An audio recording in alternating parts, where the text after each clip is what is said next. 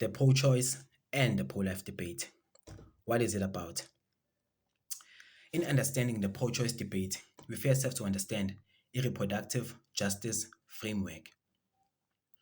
In 1993, Sister Song, a black feminist organization, and other women of marginalized groups had a meeting to discuss the then feminist movement, or particularly the pro-choice movement. They had felt ukuthi the then pro-choice movement had neglected them and had been taken over by middle-class white women through its focus on pro-abortion. Yabo. So, in understanding this, we have to understand a bit of a history of black women, yabo, particularly eugenics. So, eugenics, like, is a social and an ideological perspective of creating the best human beings. Yabo. So, dala, black women and black people were considered like inhuman. Therefore, black women were forced to be sterilized. Not just black women in other marginalized groups, such as the LGBT members of the LGBTQ1 man community, and people who were deemed not to be physically fit. If you had maybe a disability or a mental illness, you were forced to be sterilized. Something white women or people of a higher class did not experience. Therefore, it was easy for them to solely focus on not having kids because they were never forced to not have kids. Young son. So, in understanding this issue of classism, in a better way, of classism within like the feminist uh, movement, the Sister Song, a black feminist organization, created or called a term ebizwa ngokuthi is reproductive justice framework. So under this reproductive justice framework, we do not only focus on not having kids, but it focuses on the right not to have kids, the right to have kids, and the right to have kids in a sustainable and a healthy environment. Yabo? So, contrary to the prior feminist movement or the prior pro-choice movement, which had focused solely on not having kids, so this so they were never forced not to have kids. Therefore, it was easy for them to solely focus on not having kids. Whereas, like other groups such as Blacks, black women, were forced not to have kids, even though sometimes they choose not to have kids. It's not a matter of them choosing not to have kids, but rather a matter of the circumstances they find themselves, which propelled which they should not have kids. Yeah. So the reproductive justice framework has three main principles, which is the right not to have kids, the right to have kids, and the right to have kids in a sustainable and a healthy environment.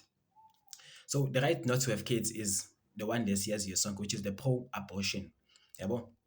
However, the second one, which is the right to have kids, is part of the choice, most choosing to and choosing not to. Yabo? So it's part of the choice, but it chooses to have kids, and it's followed by this third pillar, which if we do decide to have kids, kids should be born in a sustainable and a healthy environment, in which is the issue most black women and other marginalized groups did not have.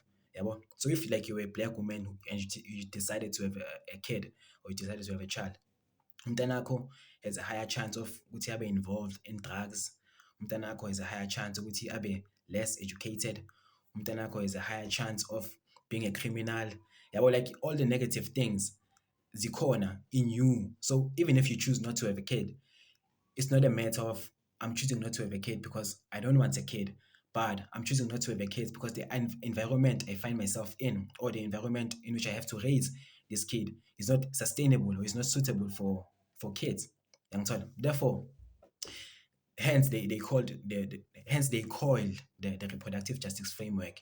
Which if we were to focus on choosing to have kids and choosing not to have kids, we must also ensure which if we do choose to have kids, our kids are in a sustainable environment.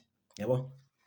So what the pro-choice believes in, one of their main beliefs, which men and women are substantially equal. Which men and women are the same. what a man can do, a woman can also do. They believe ukuthi raising kids or involuntary motherhood, in which like if you have a kid, but you wanted an abortion, which is involuntary motherhood, is low status labor. They believe with raising your kids is labor. It's worse. Okay, it is labor. They don't believe that. It is labor. Raising your kids is labor. But they believe raising your kids when you didn't want to have children is involuntary labor and therefore is wrong. And so they believe with sex education, people should be taught about sex from a young age. They should understand about the different genders, which they are men, they are women, and they are also members of the LGBTQ plus. They must know about contraceptives. They must know about prevention, which is contraceptives. So the pro-choice movement, what is it and what does it believe in? The pro-choice movement is a belief that believes that human life begins in conception. The minute a sperm touches the eggs and the fertilization process occurs, then that fetus is by default a human and should be given full human rights, which is the main debate between ama pro-life and ama pro-choicers. Ama pro-choicers say the human should get human rights after birth, whereas the pro-life believe the human should get human rights after conception. You understand? Which is the main debate, which is the main differences. Sorry, which is the main differences between these two parties, between these two movements, between these two groups. Yeah, fine. So the pro life believe with men and women are intrinsically different and they have different roles in society. Yabo? Men should provide and protect, while women should nurture and care for the family. They believe with family duties, childbearing, and managing a home, and loving and caring for your husband are responsibilities for a woman. They believe with men nabo should protect and provide for their kids and must love and protect their women. Yangithola? They believe that abortion takes a human life. And the main issue with taking a human life is why is it should women be given the privilege to decide who lives and who dies? Yabo? So it's not just about killing like a human baby or something. It's about who made you God to decide who you can decide who this person should live and you can decide who this person should die. Yangithola? And they believe with sex is sacred and they should solely be done for recreational purposes. They believe with sex education ayikho right because it further of sex education and contraceptives further perpetuates this idea of that people should continue to have kids of that people should continue to have sex without protection, or that people should continue to have sex, and if like they do fall pregnant, they have the option or they have the option of killing their kids, which is what they feel is completely wrong. They believe the pro-choice are completely anti-child to an extent. The only time they do the pro-choice accepts a person should have kids, they say a person should have a maximum of 2 kids.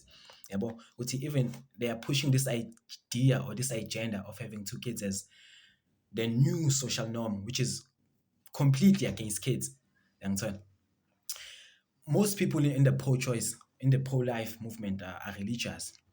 Therefore, they get most of their beliefs and ideas from religious texts, such as Bible saying, "I knew you in your mother's womb before you were born." So if God perceives you in your mother's womb, that means you already exist. That means you already are a human. And in my context, in an African spiritual context, people who are religious believe in amadlozi and in spirits, and they believe that if you do commit abortion, umphefumulo waloyo mntana still remains in your stomach and you should be cleansed. Yangithola? So which are you? Are you a pro-choice? Are you a pro-life? And why?